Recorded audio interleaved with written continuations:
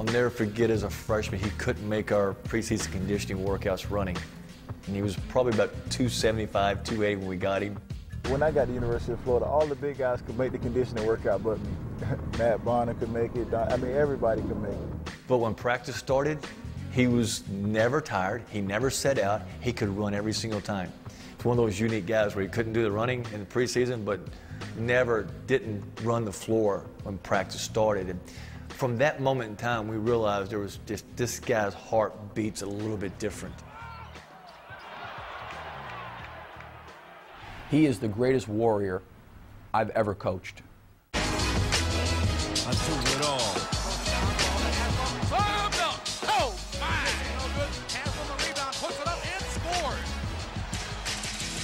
When you walked in the gym and he came in the gym, there was a presence about him. UD to me is like, he's the big brother.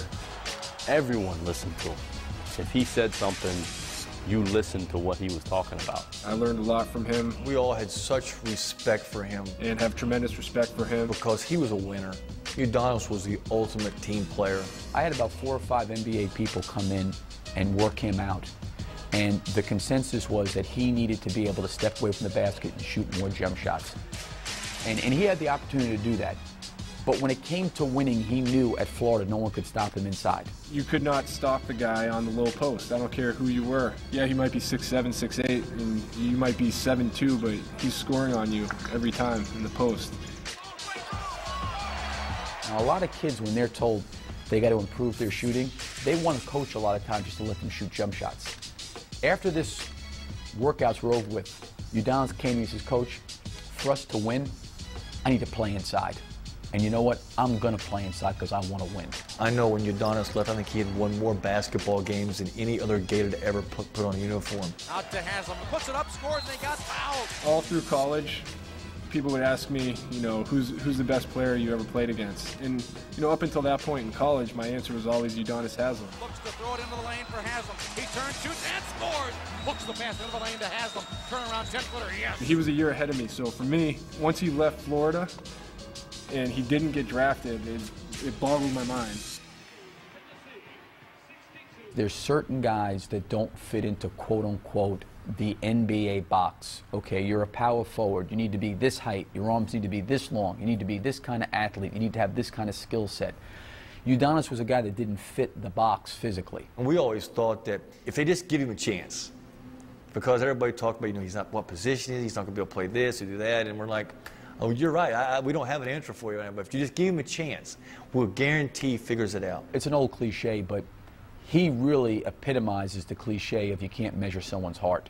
The thing that I really respect about him is he didn't give up on his dream. He went and played overseas. I had to go to Europe, spent 8 months in Europe, came back, had the opportunity to try out for the Miami Heat.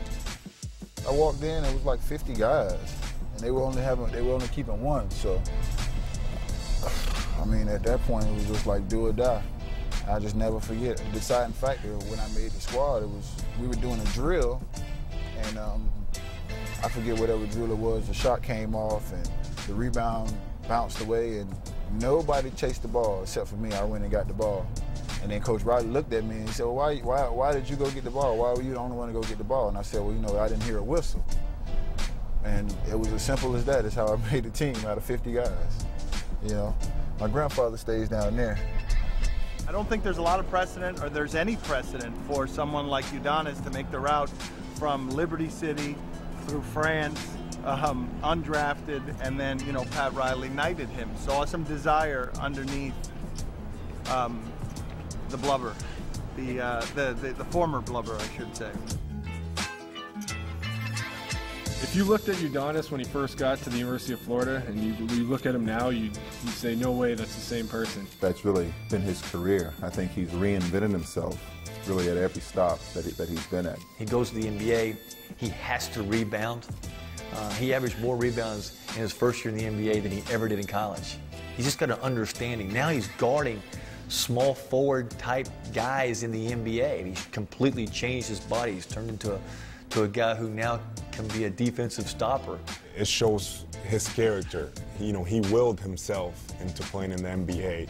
And he willed himself not to only make a team, but to be a factor on a team and take that team to, help take that team to another level.